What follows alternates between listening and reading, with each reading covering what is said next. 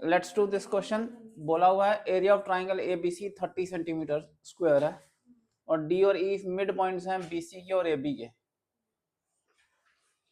ए B C triangle है और D और ई मिड पॉइंट्स हैं बी सी के और ए बी के, और इसका एरिया पूछा हुआ है। ठीक है, बी डी ई का। आपको वैसे बता दूं, जो लाइन ज्वाइन करती है मिड पॉइंट्स को दो साइड के, उसका एरिया वैसे भी याद रखना चाहिए 1/4 होता है। ठीक है, वो इसलिए होता है क्योंकि अगर हम मिड पॉइंट्स को ज्वाइन कर दें, इसका मिड पॉइंट ले लें, तो ये जो चारों ट्राइंगल है ये चारों सिमिलर होते हैं। ठीक है, ये चारों ट्राइंगल सिमिलर है। देखो ये इसके पैरेलल हो जाएगी। Line joining the mid points of two sides of triangle is parallel to third side and is half of it. ये इसके पैरेलल हो गई, ये इसके पैरेलल होगी, पैरेललोग्राम हो गया। जो पैरेललोग्राम का डायगोनल होता है वो दो इक्वल एरियाज में डिवाइड करता है। वैसे ये भी पैरेललोग्राम बनेगा, ये भी पैरेललोग्राम बनेगा। तो ये डायरेक्ट याद रख सकते हैं कि 1/4 हो जाएगा। तो 1/4 ऑफ 30 कितना होता है? 7.5। ये तो डायरेक्ट याद रखने वाला कंसेप्ट है, तो इसको याद रखिएगा। अगला भी कर लेते हैं। एबीसी राइट एंगल ट्राइंगल है और एबीसी राइट एंगल ट्राइंगल है और बीसी हाइपोटेन्यूज है, तो ठीक करना पड़ेगा। इसने बीसी हाइपोटेन्यूज का है, एबीसी हो गया और एडी परपेंडिकुलर है इसके ऊपर। ठीक है, AD is perpendicular on BC. ठीक है, एसी जो है वो 2 टाइम एबी दिया हुआ है, तो अगर ये x है तो ये 2x होगा। तो बीडी का पूछा हुआ है कितना होगा। अगर ये x, इसको पाइथागोरस से और एरिया के फॉर्मूले से करेंगे, ये निकालनी है ना, ये बेस, ये अल्टीट्यूड, ये बेस, ये अल्टीट्यूड मिल जाएगा। पाइथागोरस लगाएंगे तो this will be x square plus 2x का होल स्क्वायर का root, that is x square plus 4x square का root, that is 5x square, root 5x आ गया। ठीक है, सो अगर हम ये लें बेस और ये अल्टीट्यूड लें तो half of 2x into x, और अगर ये बेस लें half of root 5x into altitude, AD आ गया, निकल जाएगा। ये x और ये x कट गया, ये 2 और 2 भी कट गया। ठीक है, ये हो गया 2x बाय रूट 5 एडी। ठीक है जी, एडी आ गया हमारा 2x बाय रूट 5। अच्छा, हमें क्या निकालना है? बीडी की वैल्यू निकालनी है, हमने एडी निकाल दी। अच्छा, हमें निकालनी है बीडी की वैल्यू। ओके, मैंने सोचा एडी निकालना है। चलो, बीडी की वैल्यू निकालनी है, फिर इससे नहीं निकलेगी, फिर सिमिलरिटी के कंसेप्ट से निकलेगा। अगर एडी निकालना होता तो इससे निकलता।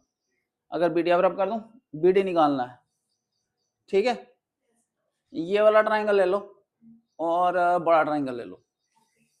ये एंगल कॉमन है, एंगल बी मैं ले रहा हूँ, ट्राइंगल ए बी सी और ट्राइंगल ए बी और डी। ठीक है, एंगल बी में नाम पूरा लिखना पड़ेगा। एंगल ए बी और सी जो है वो एंगल ए बी और डी के बराबर है, और angle B A C is equal to angle A D B equal to 90 degree. ये भी 90, वो भी 90, दो एंगल सेम हो जाए ट्राइंगल्स में तो सिमिलर हो गया। ए से, तो ए से सिमिलरिटी आ गई। सो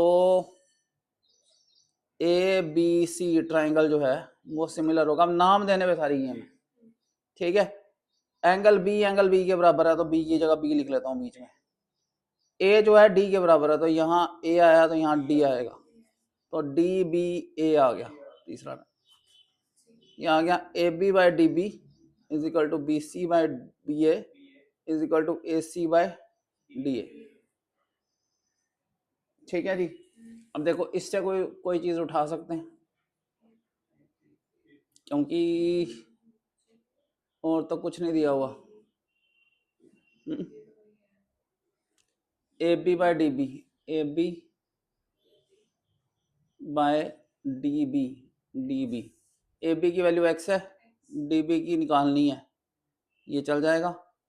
बी सी, बी और सी, बी सी की वैल्यू हमारे पास निकल चुकी है √5x, बी ए की वैल्यू क्या है x, ये भी निकल जाएगा, इसी से निकल जाएगा। इन दोनों को कंपेयर करेंगे, ये इंपॉर्टेंट है, सिमिलरिटी का कंसेप्ट लोगों को आता नहीं है। सो ए बी की वैल्यू हो गई x, डी बी हमें निकालना है, बी सी की वैल्यू हो गई हमारी √5x, और हमें बी ए यूज करना है, बी ए क्या है x, ठीक है जी, ठीक है, ये x कट गया, और डी बी हमारा क्या हो गया x/√5, x की वैल्यू क्या है, अब हमारा x/√5 निकाला है, हमें आंसर को BC में देना है। अगर ये हमारा BC है तो x क्या हो जाता है BC/√5, है ना, तो x की वैल्यू डाल देते हैं, ये हो जाएगा BC/√5 इंटू 1/√5।